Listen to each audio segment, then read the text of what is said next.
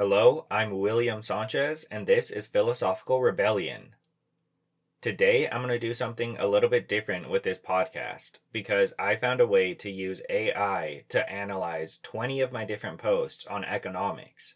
So the following is a conversation you will hear between two different AI hosts, with the source material being my work from Philosophical Rebellion, discussing my personal economic ideology. So I hope you enjoy the conversation, and without any further delays, here you go. Imagine waking up one morning, walking out to your living room, and pulling a dictionary off your bookshelf. Okay, setting the scene. I like it. Right.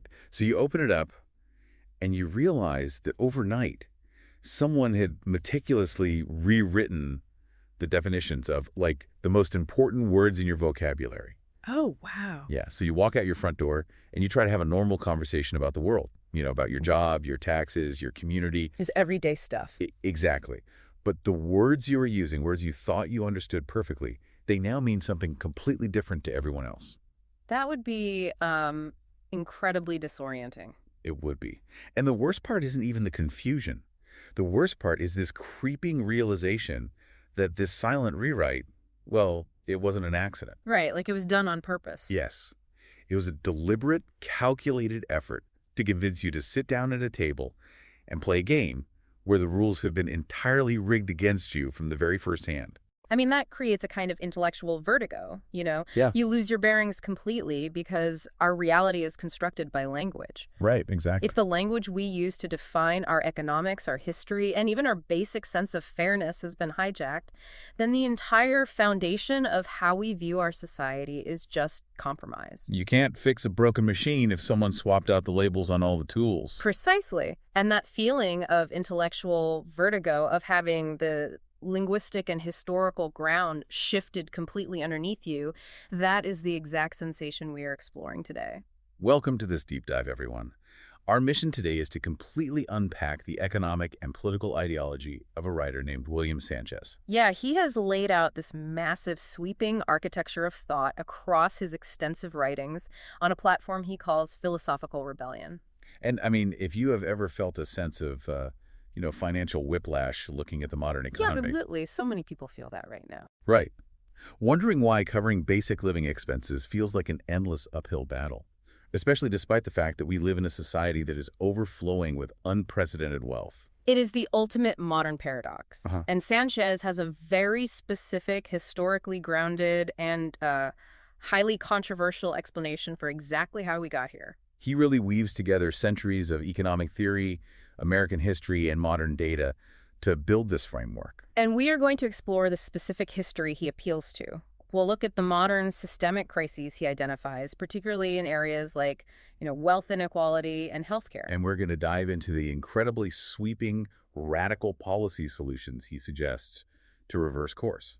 But before we get into the mechanics of his arguments, we need to set a crucial boundary for you, the listener. Yeah, we have to lay our cards on the table right up front regarding neutrality. Exactly. The sources we are diving into today contain highly charged, deeply polarizing political and economic views. Sanchez does not pull punches. I mean, at all. No, he really doesn't. He makes aggressive critiques that touch on the origins of American politics, the morality of the modern billionaire class, the fundamental nature of capitalism, and the mechanics of socialism. And our role here is strictly as your impartial guides through this material. Right. We are going to map out the architecture of Sanchez's arguments so that you can understand his specific worldview. We are not endorsing his views. We are not validating his political stances. And we are absolutely not taking sides on any of his left-wing or right-wing critiques. Whether you ultimately agree with him or think he is entirely misguided, well, that's entirely up to you. Our job is simply to hold up the blueprint he drew, explain the logic holding it together, and help you see how he connects these massive historical dots. We are just the tour guides in the museum of his philosophy. I love that framing. Yeah. And the first exhibit in that museum is defining his core ideology, which really requires addressing that rewritten dictionary metaphor directly. Right. So Sanchez advocates for an economic system he calls democratic socialism. But he also refers to it, completely interchangeably, as working-class capitalism. Which is wild, right? Because to a lot of people, putting those two phrases next to each other sounds like a complete oxymoron. Yeah, we are totally trained to view socialism and capitalism as mortal enemies. Exactly. But Sanchez argues that modern Americans have been sold a massive generational lie about what those terms actually mean in practice. He believes that the economic system we operate under today, the one he labels trickle-down or corporate capitalism, is a total corruption of the original American economic system. To Sanchez, democratic socialism and working-class capitalism are the exact same mechanism. Wait, how does he figure that? Well, he defines it as an economic system where the power of the government is actively, intentionally used to promote the welfare of the working class. Okay, I'm tracking with that. And simultaneously, that government power is used to restrain the natural monopolistic greed of the financial elites. Okay, let's unpack this. Because to actually make the argument that capitalism is supposed to be a tool for the working class, Sanchez doesn't just start with modern politics. No, he goes way back. Right, he doesn't even start with 20th century labor unions. He goes all the way back to the guy whose face might as well be carved into the Mount Rushmore of free markets. He really redefines the very origins of capitalism by looking at its undisputed founding father, Adam Smith. If you have ever taken an Economics 101 class, Adam Smith is introduced in week 1. Oh, absolutely. He wrote An Inquiry into the Nature and Causes of the Wealth of Nations way back in 1776. And the traditional modern corporate narrative paints Smith as the ultimate champion of total deregulation. Right. He is the guy who coined the phrase invisible hand. Which has always been interpreted to mean that the market should be left entirely alone, free from any government interference, and it will just magically sort out the best outcome for everyone. He is treated like the patron saint of Wall Street today, the ultimate libertarian hero who wanted the government completely out of the boardroom. But Sanchez brings the receipts. He pulls from Smith's actual writings to argue that this modern interpretation wildly misunderstands the text. Or perhaps intentionally sanitizes the full scope of what Smith actually believed. Right. Sanchez points out that capitalism didn't start as this rigid mathematical ideology in a vacuum. Exactly. It started as Smith's real-world observation of how the economy actually operated during the 18th century. And we are talking about an era of absolute monarchs, landed aristocrats, and massive monopolies like the East India Company. And a massive part of Smith's observation was recognizing an eternal, ubiquitous class struggle that defined every single transaction. This is the dynamic between what Smith called the masters of mankind and the workmen. Yes, Smith observed that in every age of the world, in every society, there is a class of economic elites, the masters. And crucially, Smith noted that these masters do not necessarily generate wealth by providing a better good or a better service. Right. Instead, they generate wealth by using their leverage to extract the value created by the laborers, the workmen. And Smith did not view these masters as benevolent job creators. He was highly suspicious of them. Oh, he really was. He famously warned of what he called the vile maxim of the masters of mankind. The vile maxim. That sounds intense. What does that mean? He summarized it with a chillingly simple phrase: all for ourselves and nothing for other people. Wow. It is incredibly jarring to hear the father of capitalism sound so deeply critical of the wealthy elite. I know, it sounds more like Karl Marx than Milton Friedman, honestly. Yeah. And Sanchez quotes Smith heavily on this exact point, showing how Smith believed these masters possessed a pathological sense of entitlement to everyone else's money. They would align themselves with kings and politicians to manipulate the economy. They pushed for excessive taxation on the poor. And exploitative property laws, right? And anti-competitive regulations that kept new businesses from threatening their monopolies. The mechanics of this power dynamic were brutal. Smith wrote extensively about what happened when the workmen would try to protest. Or form what he called combinations, which is exactly what we would call a labor union today. Exactly. When workers tried to combine to demand better wages or safer conditions, the masters wouldn't just negotiate. No, they would literally call on the government, the magistrates, and the military to violently crush the resistance. Smith pointed out the staggering hypocrisy in the legal system back then. The law severely prohibited the combinations of the workmen, making it a crime to unionize. But the law never prohibited the combinations of the masters. Right.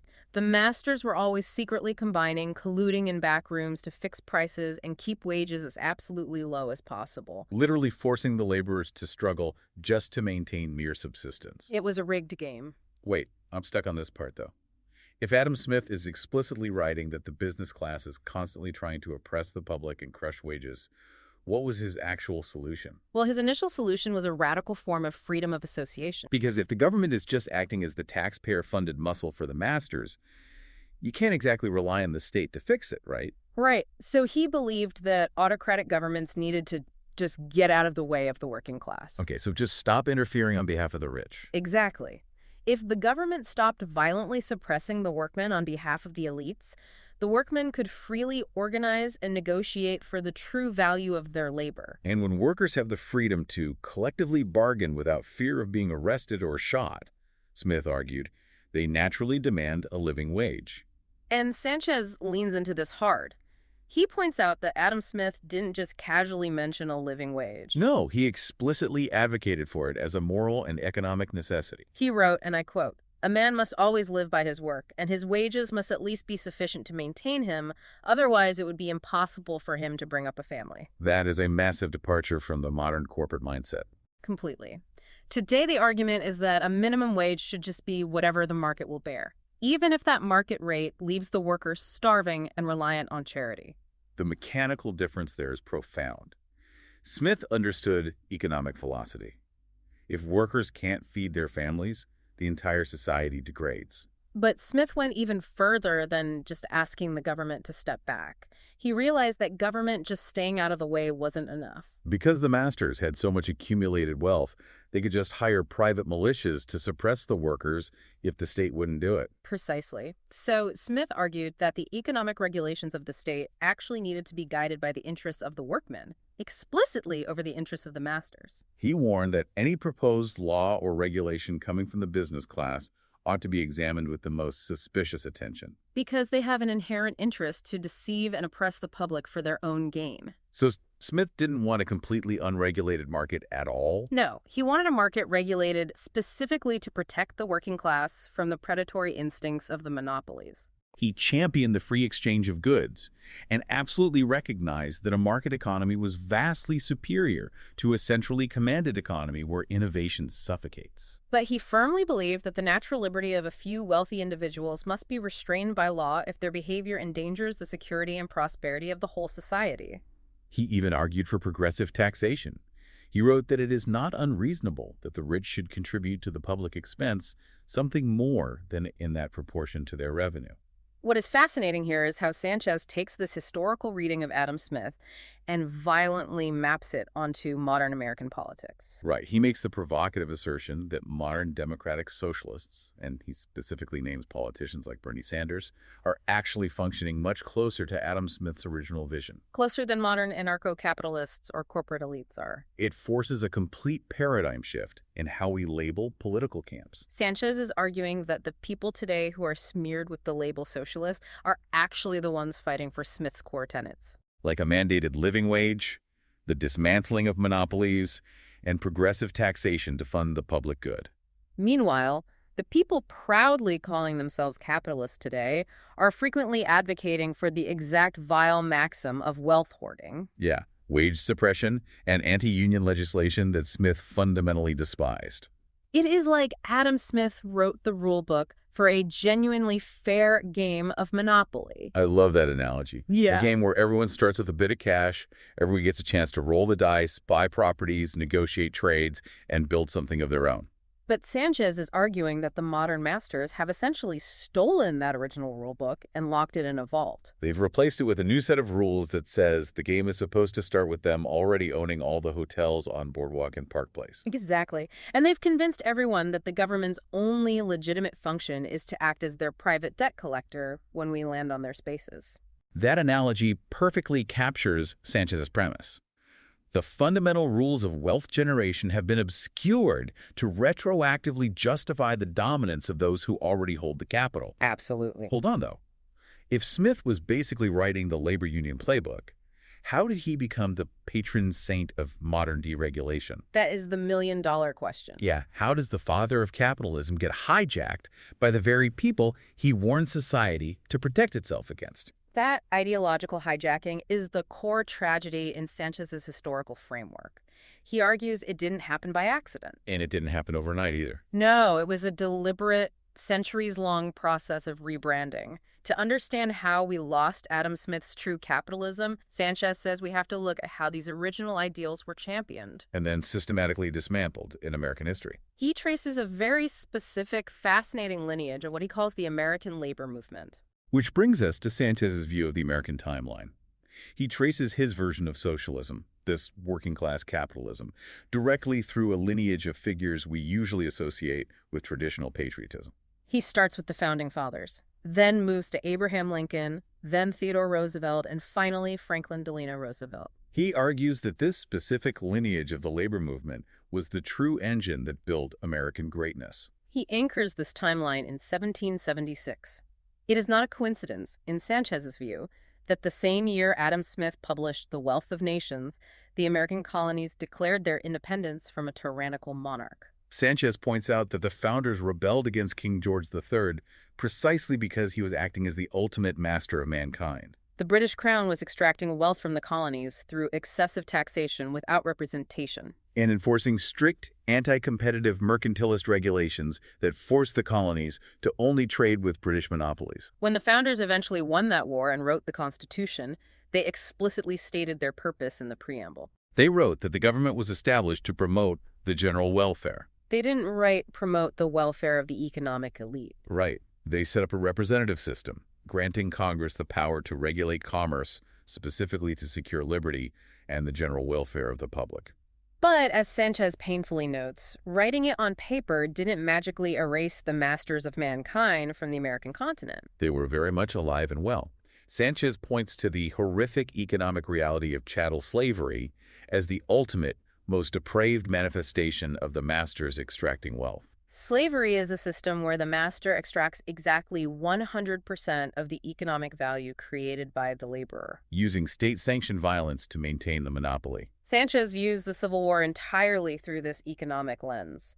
The Southern slave-owning aristocracies were willing to destroy the nation to defend their right to extract uncompensated wealth. And even after the Union won the Civil War and abolished slavery, Sanchez notes that the northern industrial elites weren't exactly operating on a much higher moral plane. No, they utilized indentured servitude, child labor, and fought literal bloody labor wars, Massacring, striking, unionizing workers in company towns across the country. Out of the absolute brutality of that post-Civil War industrialization, the modern American labor movement really begins to organize its political philosophy. And Sanchez pulls forward a quote from Abraham Lincoln, delivered in his first annual message to Congress in 1861.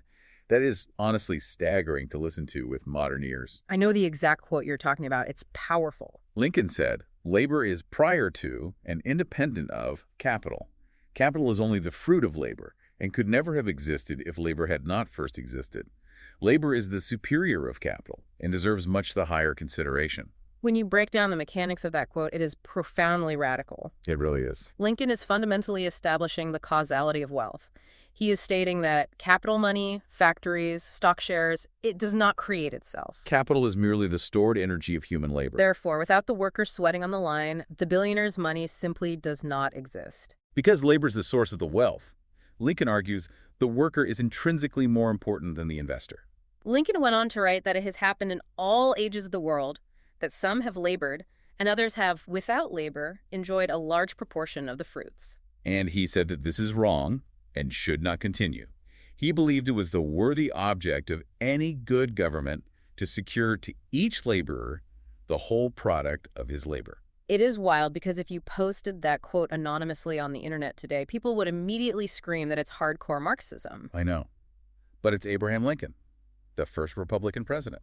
Sanchez uses this to demonstrate that this intensely pro-labor, anti-extraction ideology was championed at the highest levels of the early Republican Party. And this exact ideology is picked up, dusted off, and formalized decades later by another Republican icon, Theodore Roosevelt. Sanchez places massive, almost foundational importance on a specific speech Theodore Roosevelt gave in 1910 called the New Nationalism. For Sanchez, TR's New Nationalism speech is the most articulate, successful blueprint for pro-labor economic policy in American history.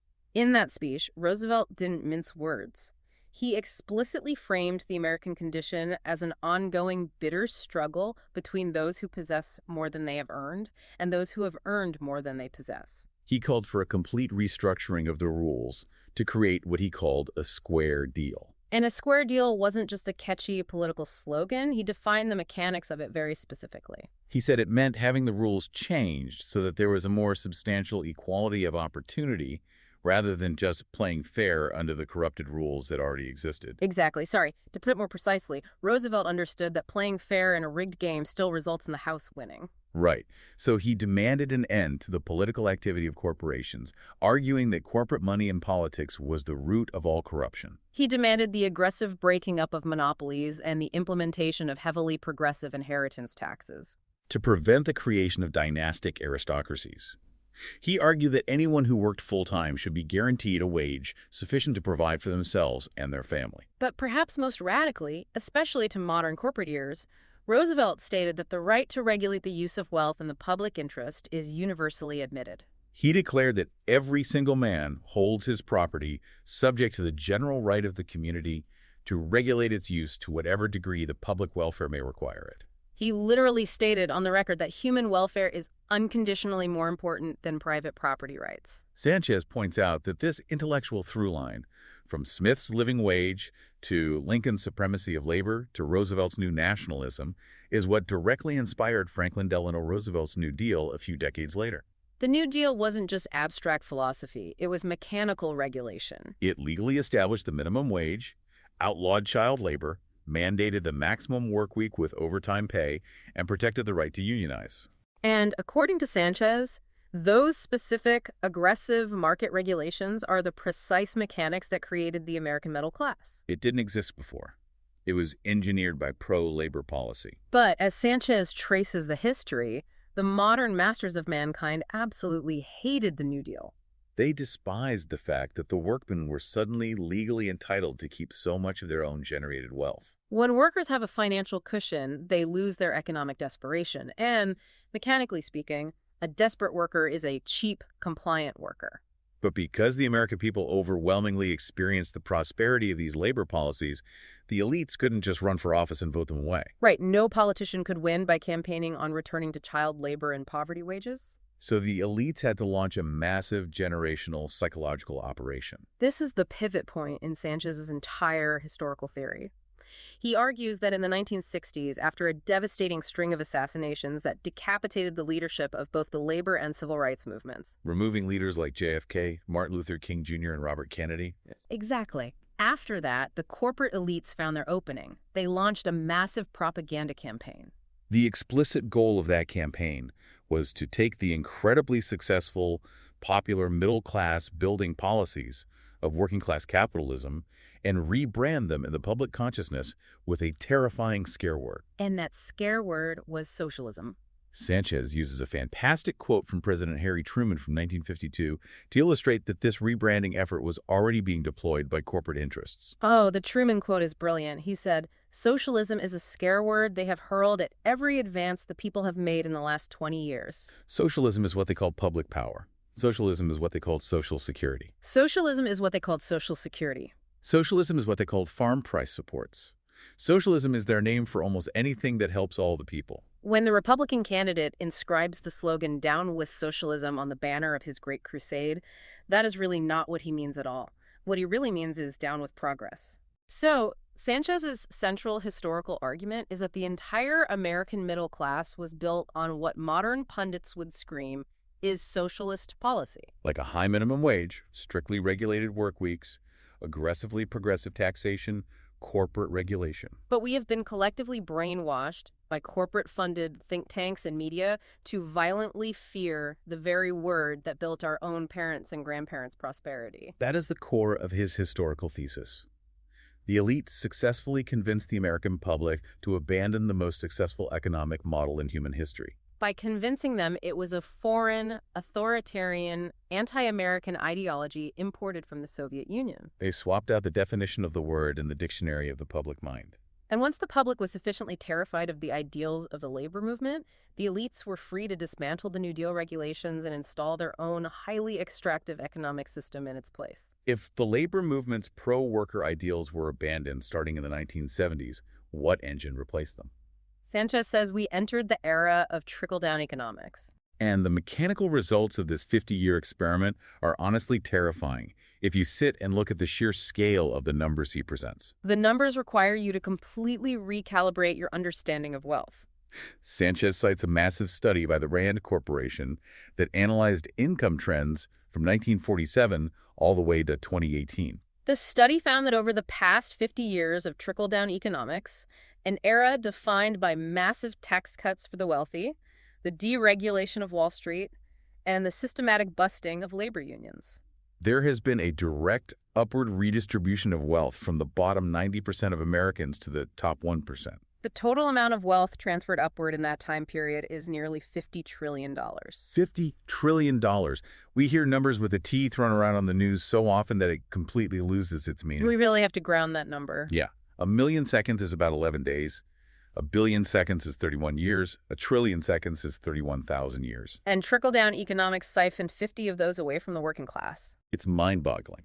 Sanchez breaks this $50 trillion transfer down into two distinct categories: the wealth gap and the income gap. Let's look at the wealth gap first. He notes that the United States is without question the wealthiest nation in the history of human civilization, controlling nearly 30% of the entire globe's net worth. But the mechanics of how that wealth is distributed reveal the plutocracy. According to the sources Sanchez provides, the top 1% of U.S. households hold 15 times more wealth than the entire bottom 50% combined. But he narrows it down even further to put it in human terms. He points out that the 15 richest billionaires in America hold roughly $2 trillion in wealth. That $2 trillion is the exact same amount of wealth held by the entire bottom 50% of the country. So mechanically speaking, 15 individual human beings possess as much financial weight and economic power as 165 million American citizens. 15 people have the combined resources of half the population of the country. And Sanchez argues this didn't happen by accident. And it didn't happen just because those 15 people worked 165 million times harder. No, it happened because of the mechanics of the income gap. This is the engine of that $50 trillion transfer. He explains that starting in the 1970s, worker pay was intentionally decoupled from economic productivity. The economy kept growing, but the wages flatlined. If income inequality had simply remained at the levels it was during the 1970s, the bottom 95% of Americans would be making $2.5 trillion more every single year. We can see exactly what that looks like on an individual level. CBS News did a breakdown of that Rand study, and the individual metrics are stark. In 2018, the typical full-time worker in America earned about $50,000 a year. But if that exact same worker's wages had just kept pace with the expansion of the economy since the 70s, the way wages did during the New Deal era, they would have earned $92,000 annually. Think about that. That means the average American worker is being shortchanged by $42,000 every single year. Imagine what an average family could do with an extra $42,000 in cash annually. It completely erases the student debt crisis, the medical debt crisis, the housing crisis. It transforms society. And Sanchez emphasizes that this extraction transcends demographics. It affects everyone. White men working full-time lost the largest sheer dollar amount compared to economic growth, taking home $57,000 instead of a projected $109,000. Rural workers took home $43,000 instead of $78,000. And where did all that missing money go? Because the money was still created by their labor. Sanchez explains the mechanism. It was legally diverted straight into exorbitant executive compensation packages. Massive corporate stock buybacks and unearned shareholder dividends. Which brings us to a phenomenon that Sanchez argues is the ultimate proof of a failed system, the paradox of welfare wages. Sanchez notes that back in the days of progressive Republicans like Theodore Roosevelt, the basic social contract was that a full-time job guaranteed economic freedom. If you worked 40 hours a week, you made enough to cover the basic costs of living. But today, the mechanical floor of the economy has been intentionally removed. He cites a highly revealing 2018 Government Accountability Office report. The report found that 70% of all federal welfare recipients actually work full-time jobs. These aren't people refusing to work. They're working 40 hours a week and still starving. And who are the largest employers of these full-time welfare recipients? It's not struggling small businesses. It's some of the most insanely profitable multinational corporations on planet Earth.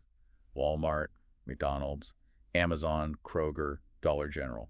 Sanchez points out the profound moral and economic corruption here. Let's look at the mechanics of Walmart. Walmart is the largest private employer in America. Their business model created the Walton family, which is the richest family in America. With a collective net worth measured in hundreds of billions of dollars. Yet Walmart intentionally pays its average retail employee so little that the employee legally qualifies for taxpayer-funded food stamps and Medicaid. The CEO-to-worker pay gap at Walmart was recently recorded at nearly 1,076 to 1. Meanwhile, Walmart spends tens of billions of dollars of its profits, not on raising wages, but on stock buybacks to artificially inflate the stock price and enrich their shareholders. So mechanically, the middle-class taxpayers are essentially subsidizing the payroll of a massively profitable corporation. We pay for the food stamps so the Waltons and Jeff Bezos don't have to dip into their profit margins, allowing them to buy super yachts while their workers visit food banks. Speaking of those super yachts, Sanchez uses some incredible illustrative examples to highlight the psychological damage caused by this extreme extracted wealth concentration. He contrasts two inheritors of massive dynastic fortunes, Abigail Disney and Conrad Hilton. It is a fascinating psychological case study. Abigail Disney, an heir to the massive Disney media fortune, experienced a profound realization regarding the injustice of her inherited wealth. She recounted memories of flying alone as a child in a family-owned Boeing 737 equipped with a queen-sized bed. As she grew older, she realized that luxury was entirely built on the backs of theme park employees who were living in poverty and sleeping in their cars. She broke ranks with her class and actively advocates for a wealth tax, mandatory living wages, and treating workers as equal partners. She recognizes the structural corruption of the system.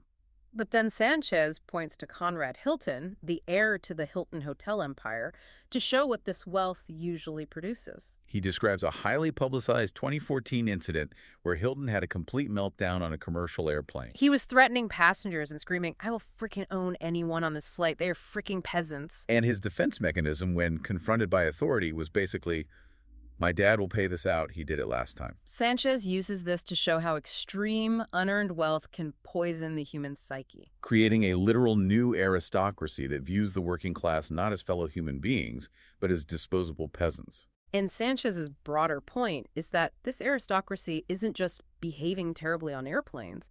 They are actively, aggressively buying our government to ensure the rules never change. This is what he calls the plutocracy. He argues that America is no longer functioning as a representative democracy. It operates as an oligarchy controlled entirely by the billionaire donor class. They use a mechanism called policy drift.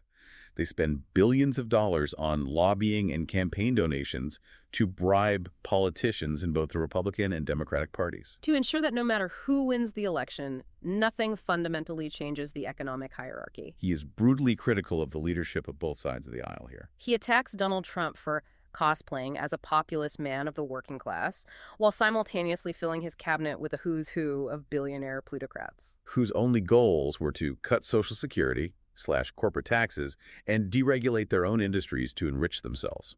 But he turns right around and criticizes the Democratic Party for entirely abandoning their progressive New Deal labor movement base in order to court those exact same corporate donors on Wall Street. He points out the mechanics of the 2020 Democratic primary to prove this. He notes that dozens of billionaires poured massive amounts of funding into Joe Biden's campaign, specifically to stop the progressive wealth tax ideas of Bernie Sanders from taking over the party platform. The mechanical result of this legal bribery is a political system where the needs of the working class, like affordable housing or living wages, are entirely secondary to protecting the profit margins of the donor class. Now here's where it gets really interesting, because I have to step in here and challenge this framework. Sure, play devil's advocate. When you lay out these massive numbers, the $50 trillion transfer, the 15 billionaires having the wealth of 165 million people, it paints an incredibly grim, exploitative picture. It does. But Sanchez is relying heavily on the assumption that wealth is a zero-sum game. What about the classic innovation defense? Ah, the billionaire creator myth. Does Sanchez address the argument that these billionaires deserve this massive concentration of wealth because they created the technologies that drive the modern world? Right, like Jeff Bezos revolutionizing global logistics with Amazon. Or Elon Musk spearheading the electric vehicle industry and building reusable rockets. Doesn't their genius justify the reward? This raises an important question. It is the most common defense of the billionaire class, and Sanchez attacks it by going right back to the core logic of Abraham Lincoln. Labor is prior to capital. Exactly. Sanchez fundamentally rejects the great man theory of economics, the idea that a single billionaire creates innovation entirely on their own. He argues that innovation, execution, and economic success are always the collective effort of massive amounts of labor. Jeff Bezos had an idea for a bookstore, but Jeff Bezos doesn't pack the cardboard boxes in the warehouse. He doesn't drive the delivery trucks through the snow. And he doesn't maintain the massive AWS server farms. Tens of thousands of workers do that. The mechanism of wealth creation is collective. Sanchez believes that the current legal system allows executives and shareholders to artificially siphon off the vast majority of the value generated by that collective labor. He points out the stark contrast at Amazon. Warehouse workers were reporting alarmingly high levels of food insecurity, physical injury, and an inability to pay rent. While at the exact same time, Jeff Bezos was mathematically making $7.9 million every single hour. Funding a $500 million super yacht and flying himself to space for fun. To Sanchez, the innovation defense is just a carefully crafted PR smokescreen for legal exploitation. The billionaires aren't being rewarded purely for their intellectual genius. They are being rewarded for their absolute ruthlessness. Their willingness to relentlessly suppress the wages, benefits, and working conditions of the thousands of people who actually build and maintain their empires. And to show exactly how ruthless that wealth extraction can be, Sanchez points to an industry where this dynamic isn't just about who gets to buy a yacht and who has to rent an apartment. It is literally a matter of physical life and death. He views the American healthcare system as the ultimate microcosm, the absolute undeniable proof of the structural evil of corporate capitalism. In Sanchez's view, the healthcare industry is where the polite mask of free market efficiency completely slips off. This is the arena where human life is explicitly mathematically traded for quarterly shareholder profit. To illustrate the deep societal rot this has caused, he points to a very visceral, shocking recent event. The assassination of United Healthcare CEO Brian Thompson by a man named Luigi Mangione. Now, before we dive into the analysis of this, we need to strictly reiterate our neutrality rule. Yes. We must explicitly remind you, the listener, that Sanchez absolutely condemns murder. He states clearly in his writings that political violence and murder are morally wrong. But he is using this event to psychoanalyze why the broader American public reacted the way they did to this assassination. That is a crucial, necessary distinction to make. Sanchez is not defending the physical act of violence. He is analyzing the public's terrifyingly cold reaction to it. He notes that after the CEO was killed, there was a stunning lack of public empathy for the victim.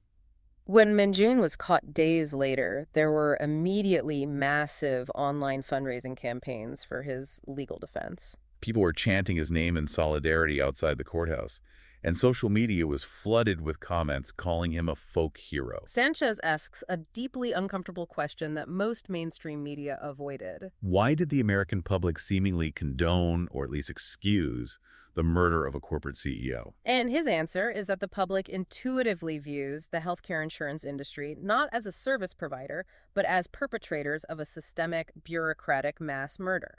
He argues that the public's empathetic reaction to the assassins stems directly from their own lived, traumatizing experiences within the machinery of the healthcare system. He points specifically to the mechanics of a practice called prior authorization. On paper, prior authorization is where doctors are required to get the insurance company's permission before providing certain medical care or prescribing certain drugs. But Sanchez, citing numerous medical reports and insider whistleblowers, describes this mechanism as an intentional, profit-driven barrier to care. He argues that insurance companies employ algorithms and unqualified staff to systematically deny patient care that should have been approved. Care that a trained medical doctor explicitly ordered. Simply as a mechanism to avoid paying out claims and thereby maximize shareholder value. And the mechanical result of that denial is that patients suffer in agonizing pain, their treatable conditions worsen into terminal ones, and in some cases they die entirely preventable deaths while fighting on hold with an insurance rep.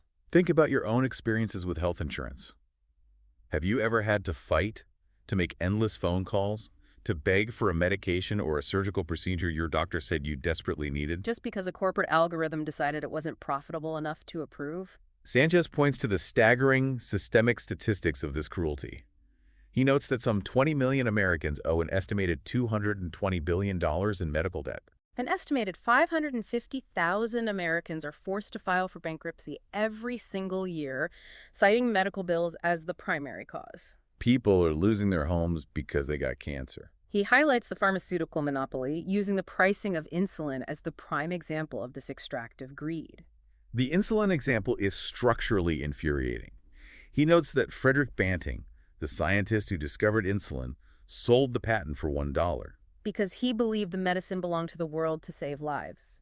But modern American pharmaceutical corporations have used patent laws, specifically a mechanism called evergreening, where they make tiny tweaks to the delivery pen to renew the patent, to completely monopolize it. The result is that U.S. prices for insulin are 10 times higher than the average for the rest of the world combined. People are literally rationing their insulin and dying because they can't afford the manufactured markup. And Sanchez traces all of this systemic failure right back to the plutocracy we discussed earlier. Why does this system exist? Why hasn't it been fixed when every other developed nation has figured it out? Because, he says, the system isn't actually broken.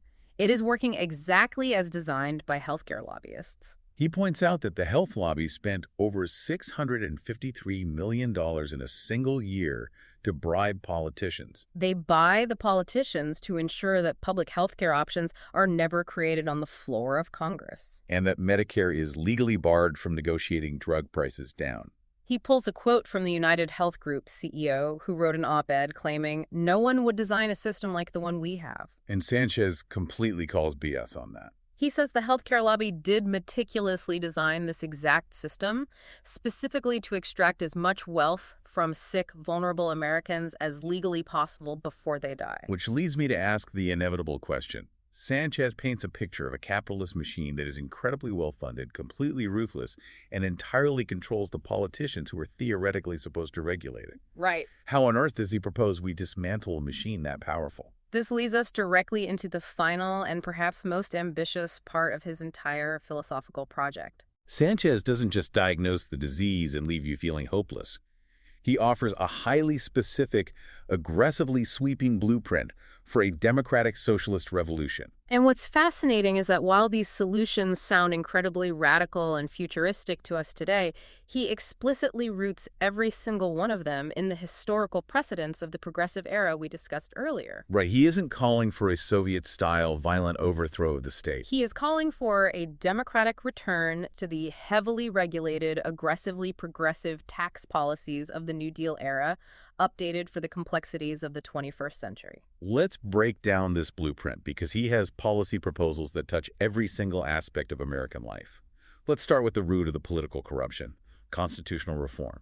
Sanchez believes that absolutely none of the economic or healthcare reforms are possible until you sever the mechanical tie between corporate money and political power.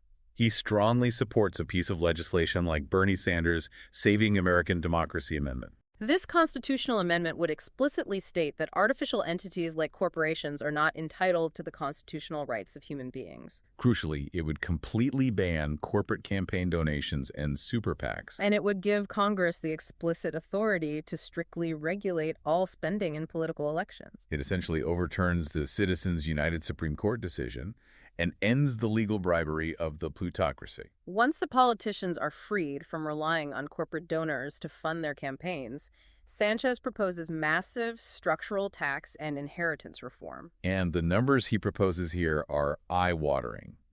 Let's start with his attack on welfare wages. He proposes a 90% tax rate on the profits of any corporation whose full-time workers are relying on federal welfare. That is a direct, mechanical attack on the Walmart paradox we discussed. If a company pays its workers so little that the taxpayers have to step in and subsidize their food and health care, Sanchez wants the government to tax 90% of that corporation's profits. To recoup the cost to the taxpayer and severely punish the extractive behavior, forcing them to raise wages. But he goes even further on individual dynastic wealth. He proposes an inheritance tax that scales up aggressively to prevent the creation of permanent American aristocracies. He proposes a tax that starts at 0% for anything up to $5 million, protecting the upper middle class. But then it scales, a 50% tax on estates between $20 and $50 million, and a 95% tax on dynastic fortunes over $50 million or $1 billion. And this isn't just punitive confiscation. He has a highly specific generative use for that captured wealth. He proposes using the revenue from taxing these massive dynastic fortunes to fund a universal inheritance for every single American baby. Let's walk through the mechanics of that. Imagine a system where every time a child is born in the U.S., the government seeds a locked brokerage account for them. Containing a few $1,000s of index funds or a deed to a small plot of land, entirely funded by the taxed estates of the ultra-wealthy. It's the ultimate execution of TR's equality of opportunity. Instead of all the capital pooling infinitely into the hands of a few heirs like Conrad Hilton, it automatically seeds the entire next generation with capital, giving everyone a baseline to build from. Then, he moves to direct labor reform. He wants to legally mandate a maximum CEO-to-worker pay ratio of 100-to-1. The mechanics of that ratio are brilliant because it aligns incentives. If a CEO wants to make $5 million a year, they are legally required to ensure that their lowest-paid janitor or warehouse worker is making at least $50,000 a year. If the executive wants a raise, they have to pull the entire working class up with them. And, of course, he mandates a return to Adam Smith's standard of a true, federally enforced living wage for all full-time work. Then he tackles the healthcare crisis with a plan that would entirely eradicate the private insurance industry.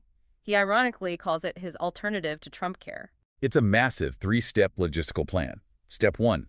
A government-run health insurance program open to all citizens, with premiums based on a percentage of income and zero copays or deductibles for the lowest earners. Step 2. The government directly builds or repurposes manufacturing facilities to produce essential, off-patent drugs like insulin, EpiPens, and albuterol inhalers. And sells them directly to the public at the exact mathematically calculated cost of production. It completely circumvents the patent hoarding and evergreening. No more 10x markups for essential survival drugs. And step 3 is the creation of a national, taxpayer-funded telemedicine platform offering free primary care, prescription refills, and mental health counseling at the point of service. Accessible from any smartphone. He acknowledges that executing this would instantly destroy billions of dollars in market cap for pharmaceutical and insurance conglomerates. But he argues, leaning right back on Theodore Roosevelt's philosophy, that the overarching benefit to human life completely justifies the destruction of that artificial corporate profit. He applies this same radical reimagining to housing.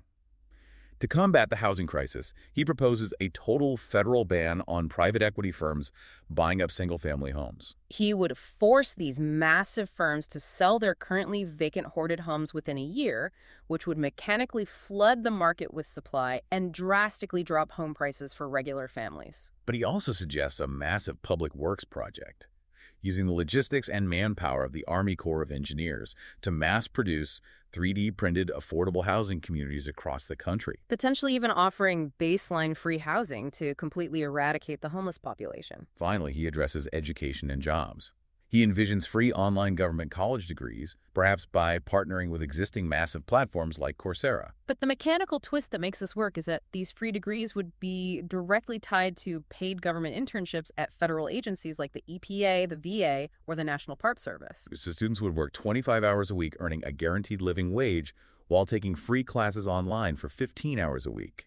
It simultaneously solves the student debt crisis, provides a massive influx of labor for public works, and guarantees job placement. To illustrate the deep moral imperative behind these massive wealth transfers and public programs, Sanchez uses a very specific, damning contrast regarding billionaire philanthropy. He points to a widely publicized moment when the UN World Food Program publicly asked Elon Musk for just a fraction of his wealth, around $6 billion, to help stave off global famine for millions of people. Musk challenged them, demanding a detailed plan. The WFP provided a meticulously detailed logistical plan, and Musk still refused to fund it, opting to put the money into his own private foundation instead. Sanchez uses this to argue that society fundamentally cannot rely on the whims and benevolence of billionaires to solve existential societal problems. We have to legally tax that wealth to fund universal school meals, universal childcare, and public housing because the elites will never, ever voluntarily share it. Hold on, I have to step in and apply some skepticism here. Always a good idea. Printing millions of houses with the Army Corps of Engineers, nationalizing the production of insulin, a federal jobs guarantee tied to online degrees. It sounds incredible on paper, but we both know the classic argument here. Government inefficiency. Right. The federal government isn't exactly known for its blazing efficiency or flawless execution. Does Sanchez actually address the sheer logistical nightmare of trying to centrally plan all of this? What about the potential for massive bureaucratic gridlock and government incompetence, which is the classic counterargument to a planned economy? Exactly. Does he have an answer for that? It's the most vital counterargument, and Sanchez addresses it directly within his framework of the ongoing class war. Okay, how so? He argues that the prevailing narrative of inherent government inefficiency is itself a piece of carefully crafted propaganda pushed by corporations who want to privatize and monetize public services for profit.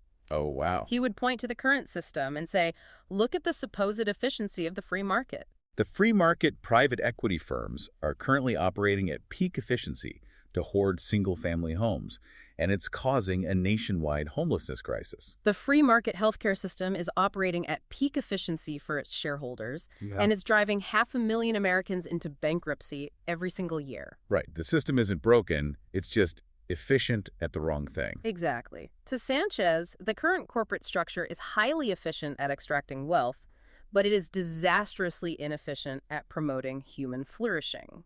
He believes that a government that is actually beholden to the working people rather than corporate donors could execute these programs effectively. He points out that when the government is properly motivated, it successfully executed massive logistical miracles like the original New Deal infrastructure, the interstate highway system, and the Apollo program. The capability is there. The political will has just been bought and suppressed. So what does this all mean when we put the pieces together? When you zoom out and look at the totality of William Sanchez's philosophical rebellion, you see a worldview that completely, unapologetically rejects the modern American narrative.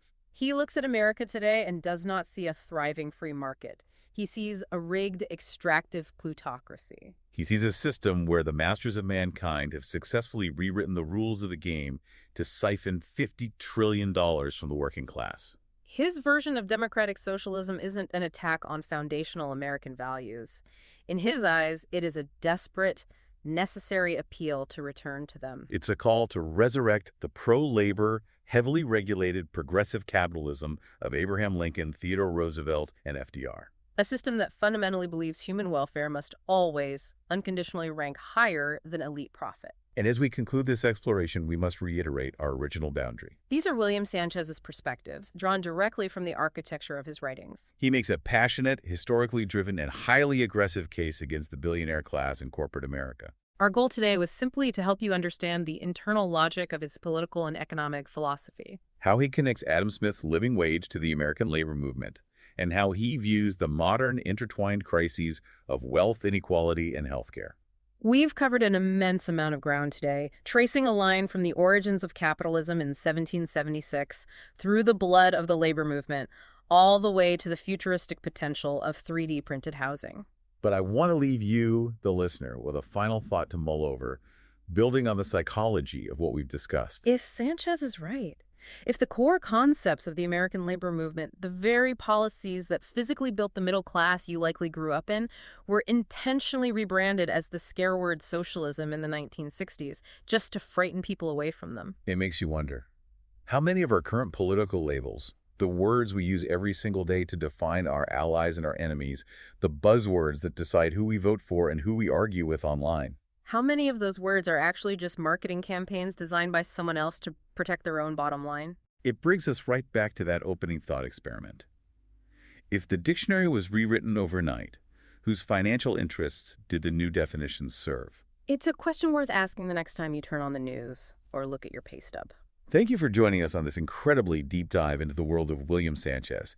We highly encourage you to keep reading, keep questioning the narrative, and keep exploring the sources for yourself. Until next time. Take care, everyone. Keep digging.